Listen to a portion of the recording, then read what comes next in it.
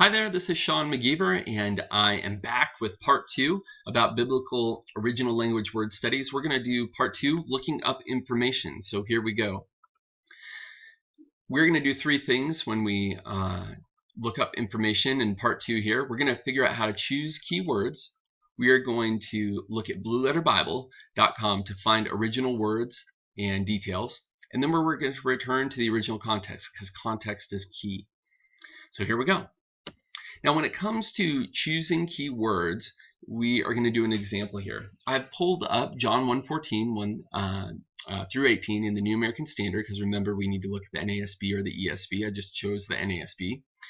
And what we want to look for are keywords. Now, not every word is a keyword. There are 3 things you might want to look for, basic things. First off, is a word repeated in a passage. So in this case, in this passage in John, we see that the word glory and grace and truth are repeated over and over and over. Those might be good candidates for words to study. 2, key verbs.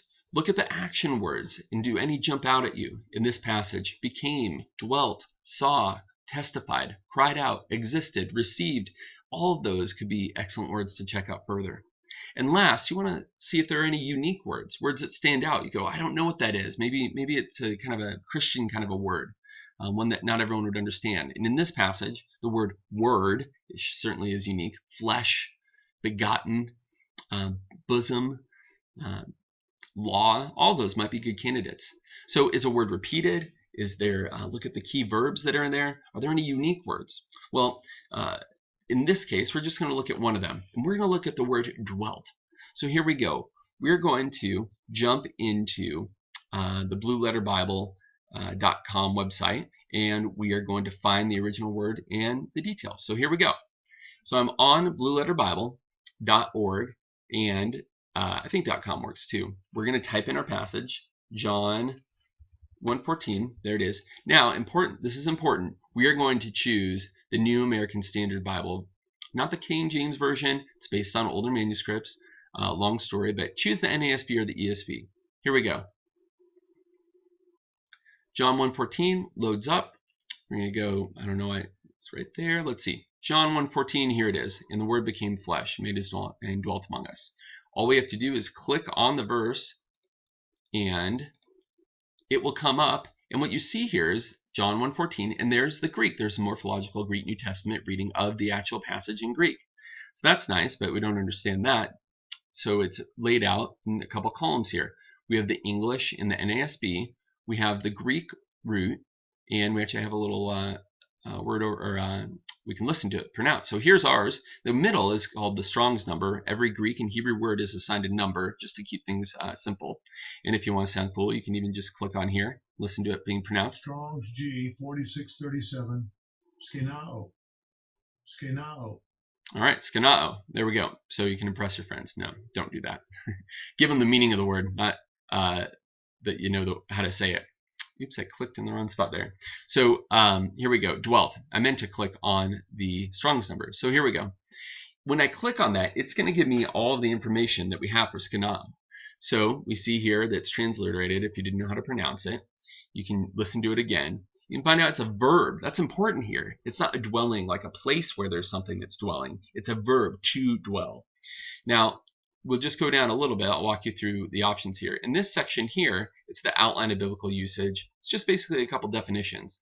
To fix one's tabernacle, to have one's tabernacle, to abide or live in a tabernacle or tent. To tabernacle. Second one, more simply, would be to dwell. Here we go. We have another definition here. To tent or encamp, to occupy, to reside, to dwell. Great. So we have a couple options of what's going on here. I'm going to skip over this part. It's a little more complicated. But if you go down here, it's going to show all of the uses of that Greek word, not the English word, but the Greek word, or the Hebrew in the Old Testament, and where it's used. And you can see here, it's only used in 4 different verses.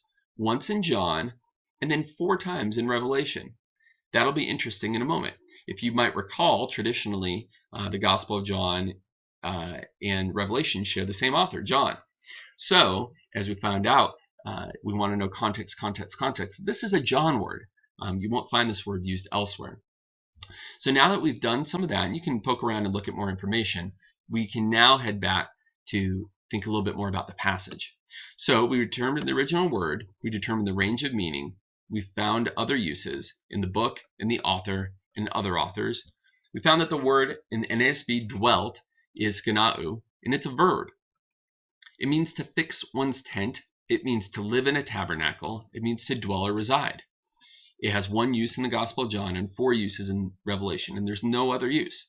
So we've done our research, and we know a little bit more about what this word means. Now what we're going to do is we're going to return to the original context. So in this case, I've inserted just a blank line there. And the word became flesh and, whatever the word means, among us. Well, let's use our research to find out how we might understand that further. We know what the word is. It's a verb. We could say, and the word became flesh and fixed one's tent among us.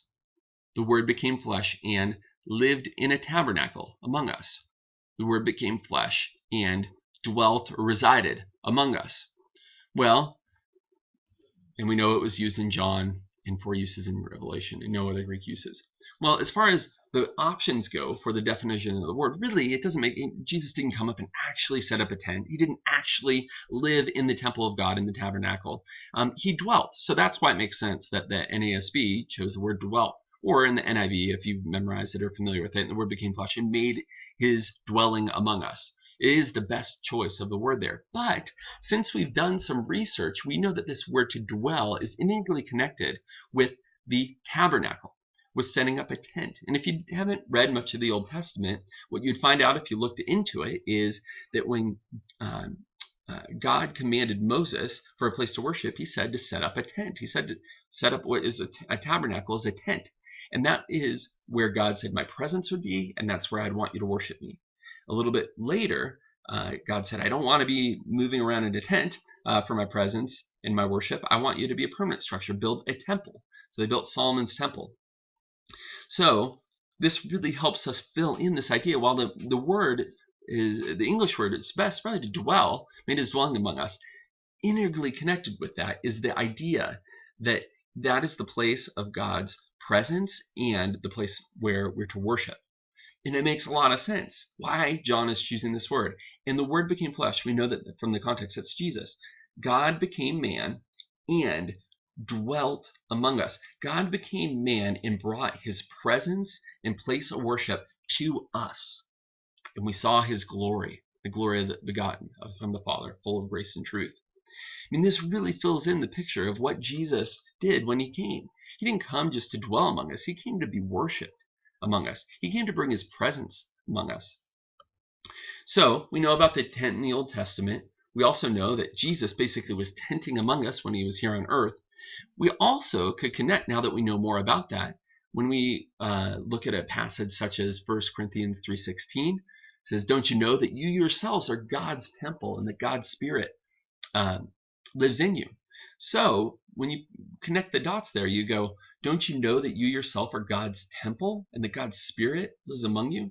It makes sense why this word dwelling is used by John here. When the Holy Spirit has been poured into us, when God has been poured into us, God actually dwells inside of us, and we get to carry that out. And finally, when we kind of come full circle and we remember that the word was used in Revelation, at the end here it says, and I heard a loud voice from the throne saying, behold, the tabernacle of God is among men. He will dwell among them, and they shall be his people, and God himself will be among them. God is going to return to dwell among us, and we will worship him when his presence is among us. So we've learned a lot just from one little word. Just to summarize what we did, we chose a key word, we found the original word in details, and we returned to the original context to help us understand it better. I hope that part 2, looking up information, was helpful. In part 3, I'll just do another example or two to try to show you how we can move forward with this. Thanks.